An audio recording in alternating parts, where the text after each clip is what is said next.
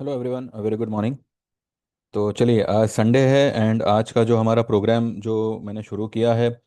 सबसे पहले मैं, जो लोग भी ये वीडियो पहली बार देख रहे हैं, मैं उनको बता दूं कि सिर्फ संडे के दिन हम जो है आउट ऑफ द टॉपिक बात करते हैं कुछ ऐसे मुद्दे पे जिसका जो मुद्दा हो सकता है आपके दिमाग में भी चल रहा हो, आपके बैक ऑफ माइंड में चल रहा हो, पर हो सकता है कि कोई बोल नहीं पा रहा है क्योंकि हम शायद ये सब मुद्दे को इतना इंपॉर्टेंस देते नहीं है, जबकि ये बहुत ही इंपॉर्टेंट मुद्दे होते हैं। ये चैनल स्टॉक मार्केट रिलेटेड ही है। मंडे टू फ्राइडे सैटरडे हम मार्केट रिलेटेड ही बातें करते हैं। कौन सा स्टॉक बढ़ेगा घटेगा, निफ्टी बैंक निफ्टी, यही सब में उलझे रहते हैं। लेकिन संडे के दिन कुछ ऐसे आउट ऑफ द टॉपिक हम बात करते हैं। इस प्रोग्राम का जो मेन शीर्षक होगा वो धन की बात होगा। जी हाँ, ये हमारे महान आदमी के प्रोग्राम से ही प्रेरित है। प्रेरित नहीं है, सिर्फ नाम प्रेरित है। अब क्या करें, अब उनसे कुछ तो सीखना पड़ेगा, कुछ तो उनसे लेना पड़ेगा। बाकी कुछ ना सही, बाकी कुछ लेने के लायक हम शायद ना हो, पर मन की बात को धन की बात में तो कन्वर्ट कर ही सकते हैं। इतना तो मतलब बनता है हमारा। आखिर आखिर हमारी भी गलती है, तो थोड़ा बहुत तो हमें भी हक है लेने का। तो ये प्रोग्राम का नाम मैंने वही रखा हुआ है। इसमें हम घूम फिर के आएंगे, धन पर ही आएंगे और मनी रिलेटेड ही यहाँ पे बात होगी। लेकिन कभी कभी कुछ टॉपिक ऐसा होता है जो धन जिसमें धन का समावेश होता है, लेकिन वो धन का मतलब हमेशा पैसा नहीं होता। बहुत सी चीजें होती हैं जो धन स्वरूप, धन समान हमारे लाइफ में होती है, पर हम उसको इतना इम्पोर्टेंस नहीं नहीं देते। तो आज इसी टॉपिक पर हम एक छोटी सी चर्चा करेंगे। और जो मेन मुद्दा होगा वो होगा एजुकेशन। एजुकेशन आज की तारीख में ऑब्वियसली एक बहुत बड़ा बिजनेस है। धंधा इसे बना बना दिया गया है। लेकिन कुछ लोग पुराने ज़माने में, कुछ लोग हमारे पैदा होने से पहले, या हो सकता है आप में से कुछ लोगों ने उनको देखा भी हो। रियल में ना सही तो कम से कम टीवी वगैरह पे तो आपने लाइव देखा ही हो, जैसे हम आज के तारीख में सिर्फ मन की बात में ही देख पाते हैं। बाकी तो और किसी में, या फिर कभी किसी रिबन काटते हुए, कभी ऐसे ही सब में हम देख पाते हैं। क्या है कि एजुकेशन को, जिसकी इस देश को बहुत ज़रूरत है, कोने कोने को ज़रूरत है। क्योंकि अगर एजुकेशन नहीं होगा तो हम में और उस स्पेशल कैटेगरी के लोगों में जिनको सही गलत नहीं समझता, जिनको सिर्फ जो चश्मा पहना दिया गया वो लोग वही देखेंगे। एक अनएजुकेटेड में और वैसी कैटेगरी के लोगों में कोई फर्क नहीं रहता। अगर आपके पास ज्ञान नहीं है, इसका मतलब ये नहीं है कि आप अनपढ़ हो। लेकिन ज्ञान होने के बाद भी अगर आप में सही समझ नहीं है तो आप अनपढ़ नहीं, जाहिल भी हो।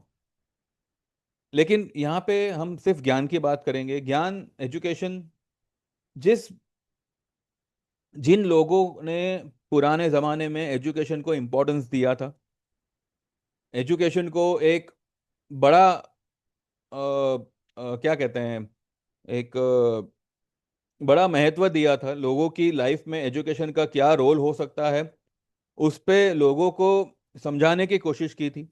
कुछ लोग समझ पाए, कुछ लोग आज भी जानवरों से बदतर जीवन जी रहे हैं।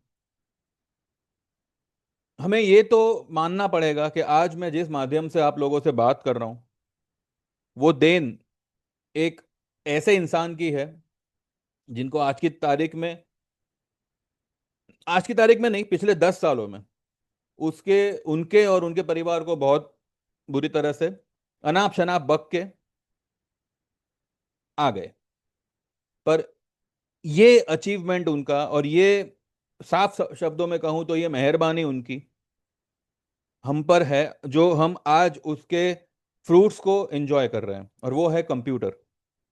कंप्यूटर हमारे देश में आया सिर्फ एक इंसान की वजह से, और वो है मिस्टर राजीव गांधी। और मैं आगे कुछ बात करूं उससे पहले मैं ये बात क्लियर कर दूं, मैं किसी भी पार्टी के पक्ष में बात नहीं कर रहा हूं। मैं सिर्फ एक एक ऐसे इंसान के अचीवमेंट के बारे में बात कर रहा हूं जिन्होंने इस देश में एजुकेशन को महत्व देते हुए कंप्यूटर को आने दिया। कंप्यूटर को वो ले आए।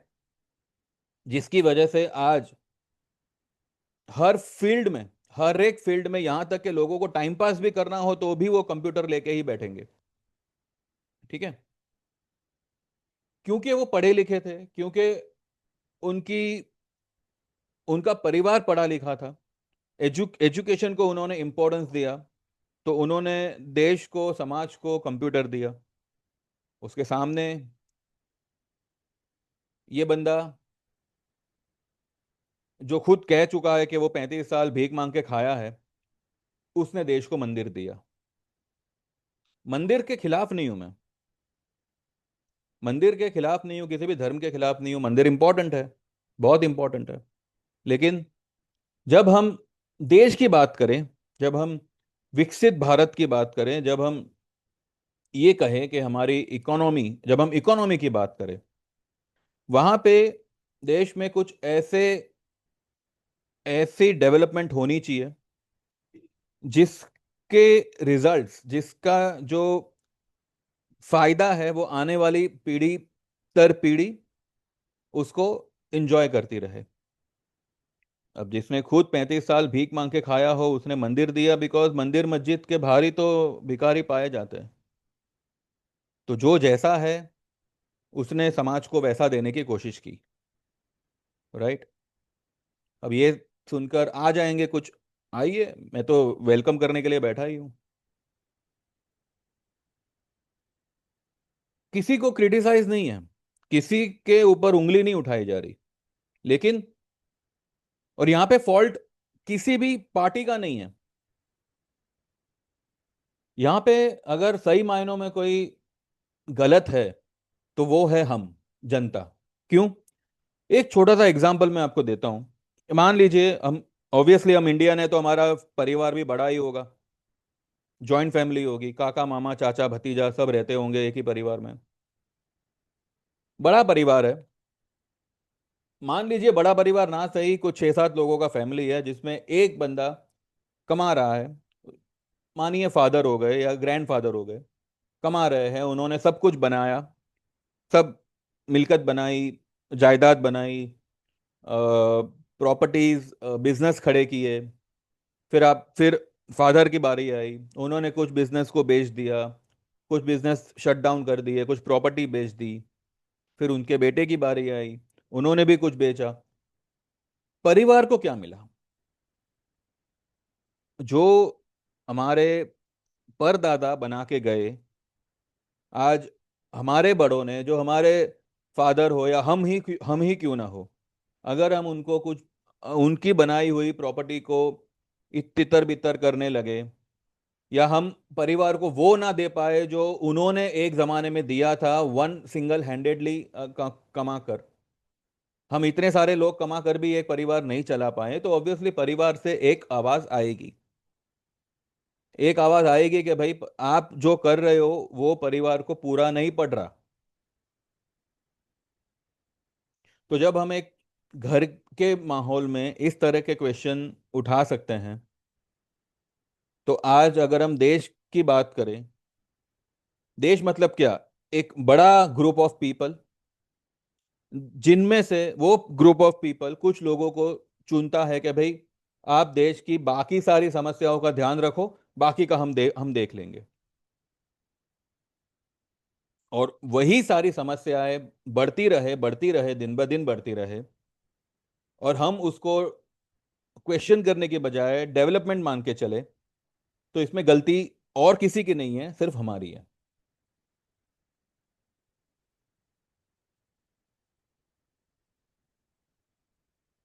तकलीफ यहाँ पे ये होती है कि सब कुछ नजर के सामने होते हुए भी कुछ लोग आंखों पर यूं करके बैठे होते हैं, यूं, नहीं देखना है, जो दिखाया जाएगा हम वही देखेंगे, सच्चाई हम नहीं देखेंगे। एक सवाल है, ये वीडियो में ज्यादा लंबा नहीं खींचूंगा, बस अभी कुछ 2-4 मिनट में ही खत्म कर दूंगा। क्योंकि मुझे देखिए क्या है ना, मैं कोई सोशल वर्कर नहीं हूँ पहली बात, ना ही मैं कोई क्या कहते हैं कि मतलब कोई नेता वेता बनने के चक्कर में हूँ, मुझे ये दलदल से दूर ही रहना है, मुझे पसंद भी नहीं है। हाँ, लेकिन उनकी पंचायत करना पसंद है। Frankly speaking, I I belong to stock market, और स्टॉक मार्केट पॉलिटिक्स का एक पॉलिटिक्स का एक बहुत बड़ा हिस्सा, बहुत बड़ा हाथ स्टॉक मार्केट में रहता है, इसलिए मुझे स्टॉक मार्केट पसंद है, इसलिए मुझे पॉलिटिक्स की बारे में बातें करना पसंद है। लेकिन यहाँ पे एक सवाल हमें, हमको खुद को भी पूछना चाहिए और औरों को भी पूछना चाहिए कि आजकल देश में हिंदू राष्ट्र की बात हो रही है, किसी ने मांगा नहीं है पर फिर भी देने वाले लोग आतुर है देने के लिए कि नहीं हम आपको हिंदू राष्ट्र देंगे। इसका नतीजा क्या होगा हर कोई जानता है, बिकॉज यहाँ पे सिर्फ हिंदू तो रहते नहीं है, दूसरे धर्म के लोग, दूसरी जाति के लोग भी रहते हैं। वो रिजल्ट क्या होगा, कहर हो जाएगा, जो भी हो। एक सवाल आप खुद से पूछिएगा कि आपको हिंदू राष्ट्र चाहिए या एक एजुकेटेड राष्ट्र चाहिए। जब हम स्कूल में थे तब कोई हिंदू मुसलमान नहीं था, सब सब लोग स्टूडेंट थे। जो हमारे टीचर जो भी आते थे, किसी भी सब्जेक्ट के आते थे, वो हमें पढ़ाते थे। हम एज ए स्टूडेंट उनको गुरु मानते थे और वो एज ए गुरु हमको स्टूडेंट मानते थे। उनके लिए कोई अब्दुल और कोई राकेश नहीं था। उनके लिए हम सब जिस स्टैंडर्ड में थे, फिफ्थ सिक्स सेवन्थ एथ टेंथ, हम सिर्फ उनके लिए स्टूडेंट थे। और आज भी मैं मेरे स्कूल के टीचर्स के कांटेक्ट में हूं, जिन जो मेरी शक्ल मेरा नाम तक भूल चुके हैं, बट उनको इतना पता है कि एक जमाने में ये मेरा स्टूडेंट था। बस यही हमारा रिश्ता है, स्टूडेंट और टीचर। तो यहाँ पर हमें खुद से एक सवाल पूछना चाहिए कि क्या हमें हिंदू राष्ट्र के लिए तड़पना चाहिए या एजुकेटेड राष्ट्र के लिए तड़पना चाहिए। जो एजुकेशन आपके लिए अवेलेबल था, मेरे लिए अवेलेबल था, क्या हमारे आने वाली पीढ़ी के लिए वही लेवल का एजुकेशन अवेलेबल रहेगा, उसी दाम पे रहेगा? नहीं, नहीं रहने वाला। आज की तारीख में एक किंडरगार्टन का बच्चा भी जो है 1 लाख रुपए का पड़ता है, उसका एजुकेशन चार्ज। जिस एजुकेशन को यहाँ पे एकदम सस्ते में, या मैं तो कहूँ फ्री में बांटना चाहिए, देना चाहिए, उसका धंधा बना के ये लोग काम कर रहे हैं। ठीक है, सबके अपने अपने तौर तरीके होते हैं। कोई भगवान के नाम पर वोट मांगता है, कोई एजुकेशन के नाम पर वोट मांगता है, पर कोई काम करके वोट नहीं मांगेगा। कोई काम करके लोगों का मन जीतना नहीं चाहता। कोई भी डेवलपमेंट होने से पहले, कोई भी एक मामूली सड़क भी क्यों ना हो, वो रातों रात तय नहीं होता। ठीक है, कई सारी मीटिंगें होती है उसके रिलेटेड। और उस बीच अगर मानो तख्ती पर बैठने वाला बंदा बदल बदल गया, लेकिन वो प्लान जो है ना, वो प्लान कभी खत्म नहीं होता, वो प्लान शुरू रहता है। तो आज जो भी देश में डेवलपमेंट हो रहा है, ये सिर्फ 10 साल से नहीं हो रहा है, उसकी तैयारी 10 साल पहले से हो चुकी है। उसका प्लानिंग वगैरह सब कुछ ऑन गोइंग था। फिर पुरानी सरकार को गाली दे देकर आ गए और अब रिबन काटते फिर रहे हैं और ये कहेंगे कि हमने डेवलप किया। रॉन्ग है। इंडिया की डेवलपमेंट कोई एक बंदा नहीं करता, वो पूरी की पूरी एक यूनिट, एक सिस्टम होता है। और सबसे इंपॉर्टेंट बात यह है, मैंने इसका हेडिंग ही रखा है एजुकेशन या मंदिर। मंदिर, आज कोई भी मंदिर आप ले लो, डोनेशन के बिना कोई मंदिर खड़ा नहीं रह सकता। और डोनेशन देने के लिए पब्लिक के पास पैसा होना चाहिए, जो बिना एजुकेशन के नहीं आने वाला।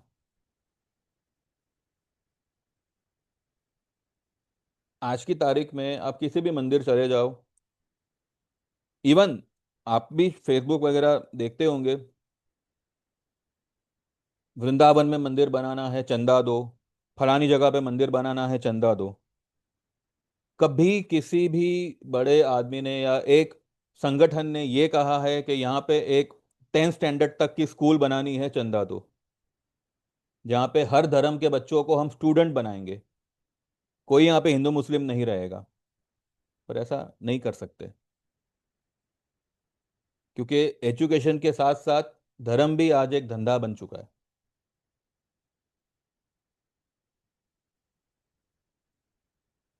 ऐसी बातें करके कोई एंटी नेशनल नहीं बन जाता।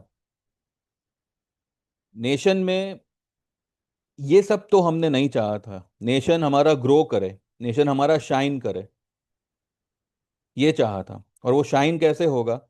जब 80 करोड़ लोगों को भीख की रोटी देने के बजाय उनके हक की रोटी दो, तब जाके ये नेशन शाइन करेगा।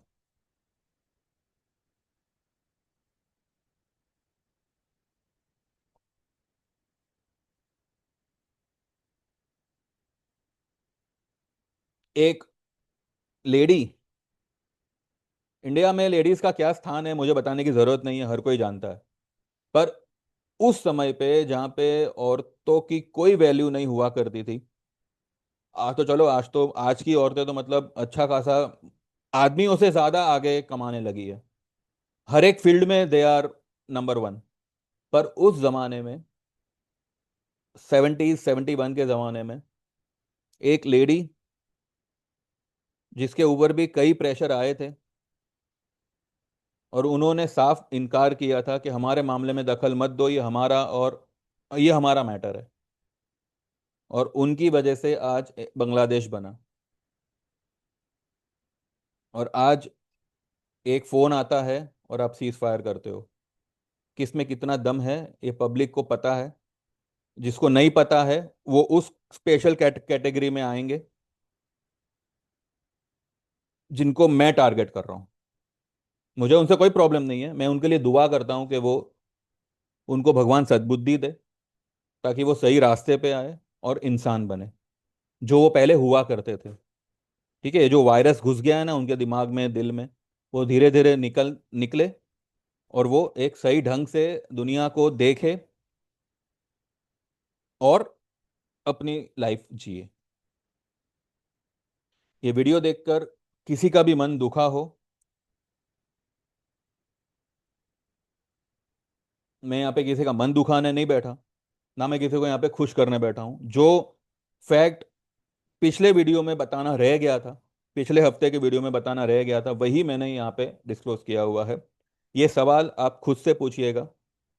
एजुकेटेड राष्ट्र is more important than any of the राष्ट्र। एजुकेशन होगा, एजुकेशन इज द रियल धन, जिसको आप कभी भी किसी से छीन नहीं सकते। आपका फिजिकल धन होगा, आपका बैंक अकाउंट होगा, कल को बैंक, कितनी बैंकें आज उठी है आपको भी पता है। वो श्याम राव विट्ठल करके भी कोई बैंक थी, आज तक उसके पैसे पब्लिक को मिले नहीं है। तो फिजिकल धन के पीछे भागने से बेटर है आप ऐसे धन के पीछे भागिए जो दिन ब दिन आपके अंदर जितना बढ़ेगा, आपका फिजिकल अकाउंट उतना बढ़ता रहेगा। Education is the only what we say, education ही एक ऐसा धन है जो हम सभी के पास होना चाहिए, और हम सभी को उसके पीछे दौड़ना चाहिए, ना कि इन मंदिर मस्जिद के चक्कर में उलझो और खुद की इंसानियत भूलो। भगवान को सुबह सुबह प्रणाम किया, बस। ज्यादा भगवान भगवान करोगे वो भी बोर हो जाएगा, चाहे वो किसी भी धर्म का भगवान हो। मैं भी मानता हूँ भगवान को, पर मैं ये नहीं कहता कि आप मेरी तरह मानो, पर मैं इतना कहता भले आप पूरा दिन माला गिनो, कोई कोई प्रॉब्लम नहीं है। लेकिन उसके साथ साथ आप ये बात पर भी गौर करिए कि आपका ज्ञान इस देश में प्रकाश फैलाने के लिए इतना सा कंट्रीब्यूशन दे सकता है। अगर सच में इस देश को, इस समाज को शाइन करना है, then education has to be the main focus in everyone's life. No education, nothing is going to happen. Educate your self in what ever field you are. Education का मतलब सिर्फ ग्रेजुएशन होना, ये सब कुछ नहीं है। ये सब कुछ एक एक उम्र में होता है, पर आज की तारीख में जब जितना आप अपने आप को अपग्रेड करोगे, जितना आप अपने आप को एजुकेट करोगे, आप जिस भी फील्ड में काम कर रहे हो, चाहे स्टॉक मार्केट में हो, चाहे किसी और फील्ड में हो, चाहे किसी और धंधे में हो, किसी भी फील्ड में हो, जितना आप खुद को इसके पीछे दौड़ाओगे, उतना ही उसका रिजल्ट के तौर पे पैसा आपके पीछे दौड़ेगा। बाकी जिसको पसंद आया हो लाइक करो, जिसको पसंद नहीं आया हो डिसलाइक करो, मत करो, जो भी है। But I am damn sure मैंने जो बोला है वो सही बोला है। और कुछ लोग सहमत हो, ना भी हो तो मुझे कोई प्रॉब्लम नहीं है। ठीक है। और मैं ये किसी के भी लिए मेरे दिल में कोई खुन्नस वगैरह नहीं है, पहली बात। क्योंकि आई ऑल्सो नो कि भाई भटक गए हैं लोग, भटक गए हैं, इनमें उनका कोई दोष नहीं है। अब भटके हुए को मैं किसी भटके हुए को राह पे लाने की बात नहीं कर रहा हूं। मैं पहले भी कहा मैं कोई सोशल वर्कर नहीं हूं। लेकिन जो बात जब कहनी चाहिए वो कहनी चाहिए। बाकी आप लोग समझदार हो। Thank you very much for watching and using your time. And बाकी देखते हैं। और रही बात मार्केट की, तो वो हम कल सुबह ही बात करेंगे। ठीक है। Thank you very much, bye bye, take care and happy Sunday.